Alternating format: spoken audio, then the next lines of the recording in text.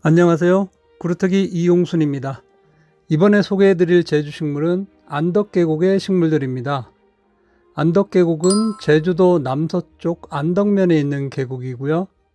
이곳에는 다양한 식물들이 살고 있고 풍경도 좋고 데크길이 잘 되어 있어서 식물을 보려는 분들이 많이 찾는 곳입니다. 이번 영상은 사진 위주입니다. 원래 목적이 영상이 아니라 개인 공부여서 대부분 사진으로 담았고요. 영상은 달랑 2컷 촬영했네요. 그러면 안덕계곡에 뭐가 자라는지 같이 보시겠습니다. 가장 먼저 볼 식물은 자그무입니다. 자그무는 키가 30cm도 안 되는 작은 식물이지만 상록성 관목이고요. 뿌리줄기로 번식하기 때문에 큰 굴락을 이루기도 합니다. 지금은 열매가 빨갛게 익어서 눈에 잘 띕니다. 자그무와 같은 속으로 흔하게 보이는 백냥금이 있습니다. 백냥금은 자그무처럼 땅속 줄기로 번식하지는 않고요. 잘 자라면 1m까지 자랍니다. 열매는 자금처럼 빨갛고 잎 가장자리에 물결 모양의 톱니가 특징적입니다. 소엽 맹문동입니다. 맹문동이나 개맹문동처럼 맹문동 속 식물들은 열매가 까맣게 익는데요.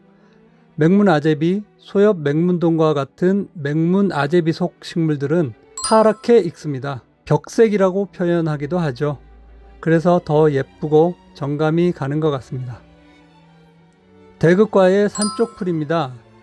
전남 섬과 해안가, 제주도에 흔히 자라는 식물이고요.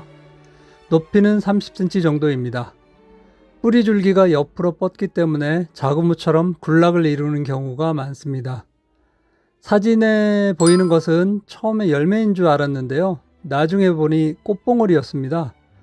나무는 아니지만 여러 해살이 풀이기 때문에 겨울에 미리미리 꽃봉오리를 만들어 놓은 것 같습니다. 제주 어디서나 마찬가지지만 안덕계곡에도 양치류가 많이 자랍니다. 먼저 보이는 양치류가 손고비입니다. 잎 갈라지는 모습이 손을 닮았다고 해서 손고비라는 이름이 붙었습니다. 포자낭구는 선형이고 양쪽 우편에 비스듬히 붙습니다. 지금은 포자가 다 날아가고 없는 상태입니다. 송고비와 같이 자라는 가는 쇠고사리입니다. 관중과 쇠고사리 속이고요. 제주와 남부지방의 계곡 주변에 자라는 상록성 양치식물입니다. 정우편이 뚜렷하고 측우편은 보통 5쌍입니다. 가는 쇠고사리도 뿌리 줄기가 기기 때문에 큰 굴락을 이루는 경우가 많습니다. 꿀뿔과 층층이 꽃 속의 애기탑꽃입니다. 30cm까지 자라기도 하는데 지금은 겨울이라 로제트 형태로 바닥에 바싹 붙어 있습니다. 천장과 나무는 뽕나무과 무화과 나무 속입니다. 무화과 나무와 열매가 거의 비슷한데요. 크기는 작지만 구조는 똑같습니다. 주로 남부지방 해안가와 제주도 계곡, 들판에 자랍니다. 안덕계곡 안쪽에 눈이 쌓여서 다니기가 미끄럽더라고요. 그래서 안전을 위해서 도로로 나왔습니다. 길가에 족제비고사리가 자랍니다. 생물자원관 생물다양성 홈페이지를 보면 전국에 자란다고 나와 있는데 오동정입니다. 족제비고사리는 제주에 자랍니다. 내륙에 자란다고 오동정된 종들은 아마도 산족제비고사리, 광릉족제비고사리 이런 것들이 아닐까 싶습니다. 족제비고사리는 맨 아래 소우편의 하양 제일 우편이 길게 자라고 우편은 가늘고 길며 엽신 상부는 갑자기 좁아져서 정우편처럼 되는 게 특징입니다. 입자루 기부의 비늘 조각은 갈색을 많이 띠고 가늘고 긴 편입니다. 우편 뒤의 비늘 조각의 기부는 납작한 모양입니다. 이런 특징들로 족제비고사리를 구분할 수 있고요. 내륙에 자라는 다른 종을 족제비고사리로 오동정하는 일은 없어야겠습니다. 만약 족제비고사리를 내륙에서 보신다면 제보 부탁드립니다. 실고사리의 휴면화입니다. 실고사리는 우리나라 약 280여 종의 양치류 중에 유일하게 동물성입니다. 이 휴면화는 올 봄이 되면 잎과 줄기로 자라나겠죠. 송악은 두릅나무과 송악 속 식물로 제주와 남부지방 울릉도를 비롯해서 서해안 바닷가를 따라 태안까지 자랍니다. 보시는 사진은 열매이고요. 꽃은 작년 늦가을에 피었고 지금 열매는 올해 봄에서 초여름이 되면 검게 익습니다. 종가시 나무입니다. 상록성 참나무죠.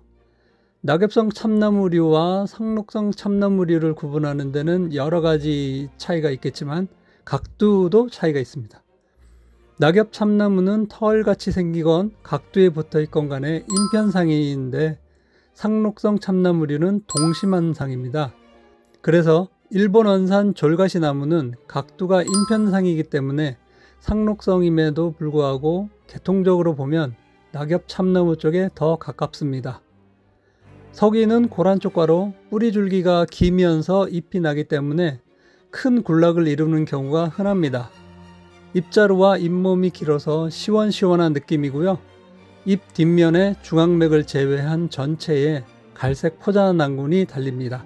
그래서 잎 뒷면은 전체적으로 갈색으로 보입니다. 매화가 피었습니다. 제주가 따뜻하기는 한 모양입니다.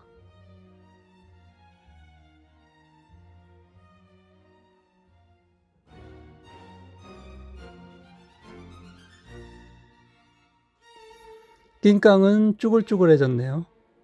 멀구슬나무는 겨울에도 노란 열매를 달고 있는 경우가 많아서 알아보기가 쉬운 편입니다. 열매가 없더라도 열매 자루의 흔적은 오랫동안 남습니다.